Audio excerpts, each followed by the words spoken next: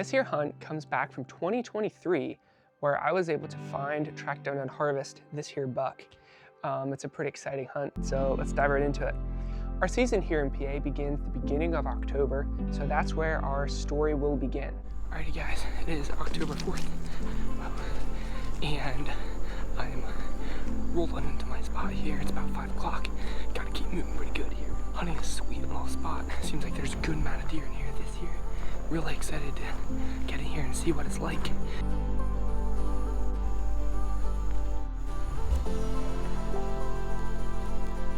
Alright, good evening everyone. Made it in the tree now, finally. Really took my time, really made it quiet. Squirrels everywhere. Deer should be moving here shortly. It's cool.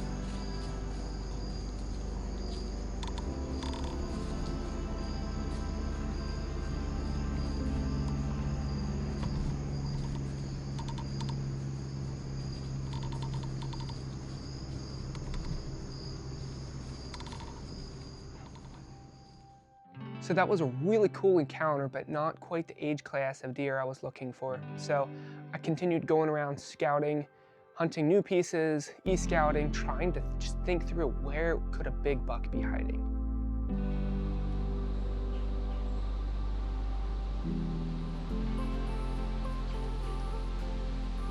The morning of October 26th, I hunted a very interesting piece that the year prior I had been chasing. One of the biggest deer I had seen, a really big 8-point. And I really wasn't sure if that buck had made it through or not. I wasn't sure. I was just hoping to catch up with a good buck in that area.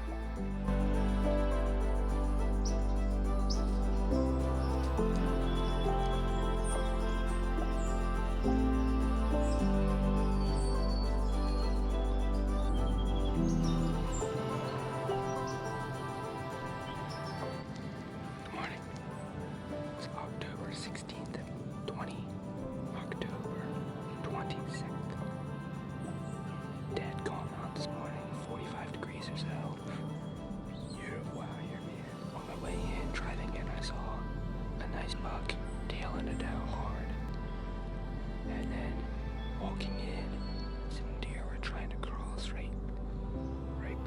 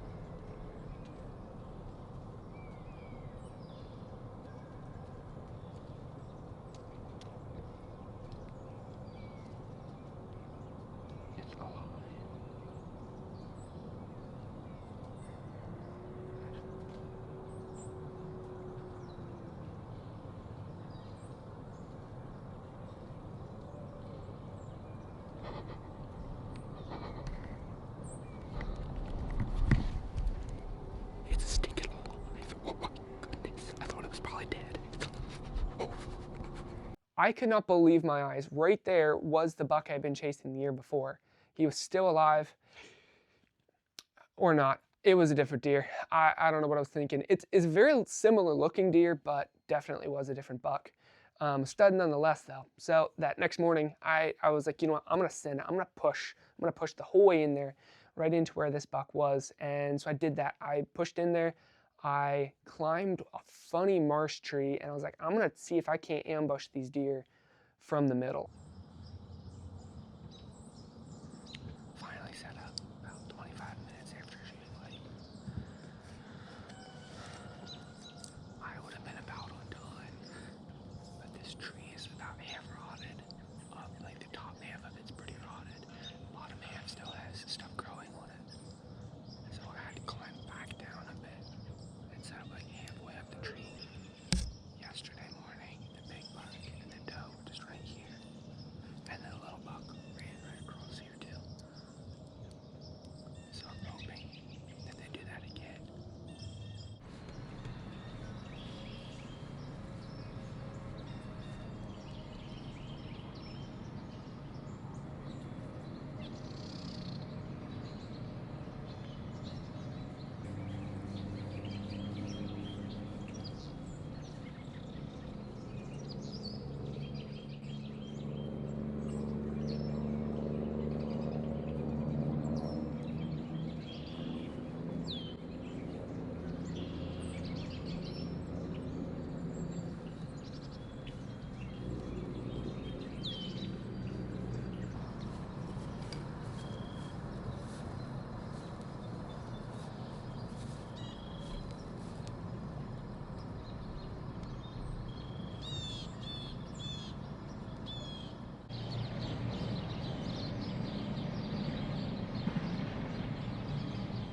That was a really solid sit with deer within range multiple times.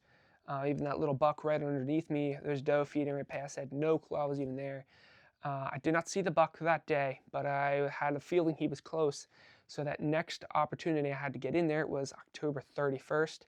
Waited until the wind was right, and I pushed in there again. Got set up good and early this time, and sure enough, right at first light, I had a doe and a fawn come right into me, and they did actually pick me out. They pinned me there for quite a while. They never busted. They just slowly fed their way off.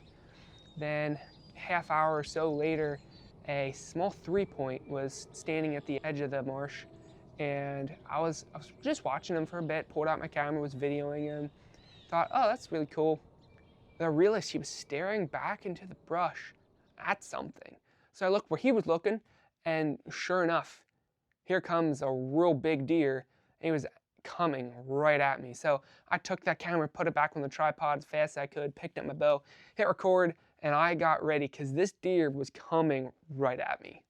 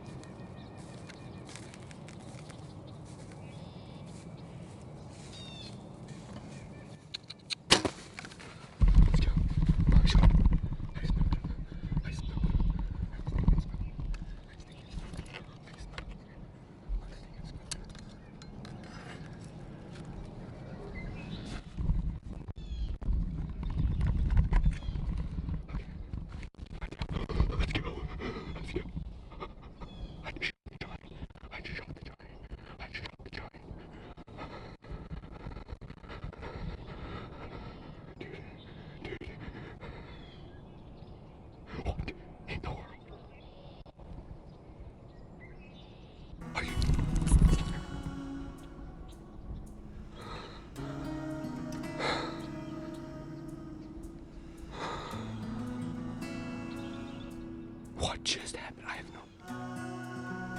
I think he's dead. right there. I didn't 10 wrangle. I hit him with Dad back. I punched the trigger so hard. Thank you, Lord Jesus. Alrighty, guys. I just talked to my dad and talked to Daniel and talked to Caleb for a bit. Yeah, I feel very blessed that that actually worked out. And you can actually see him for a little bit on camera. That little buck came across, and I was watching him, and he was staring back into the brush more. And I looked, and here I see this buck, so I put the camera back on the tripod just in case it was a nice one. It turns out it's this big one that I saw last Thursday morning, and I was really hoping he would walk out behind me more and give me like a 20-30 yard shot, but instead he walks right at me and gave me like a 10-9 yard shot. And I didn't think I drilled him. I knew I made a good double lung shot, but I didn't heart shoot him, I don't think. But he only ran 20 yards and fell over dead. So whatever I hit, it worked. So I'm gonna get down now, go put my hands on him. I think Dad's coming, Daniel may be coming. The Lord is good. Man, I could not believe it. I just arrowed one of the biggest buck I had ever seen, and he fell over right in front of me. He ran 20, 25 yards and flopped over. It was super cool. So I decided to get down. I was like, let's go put my hands on this thing.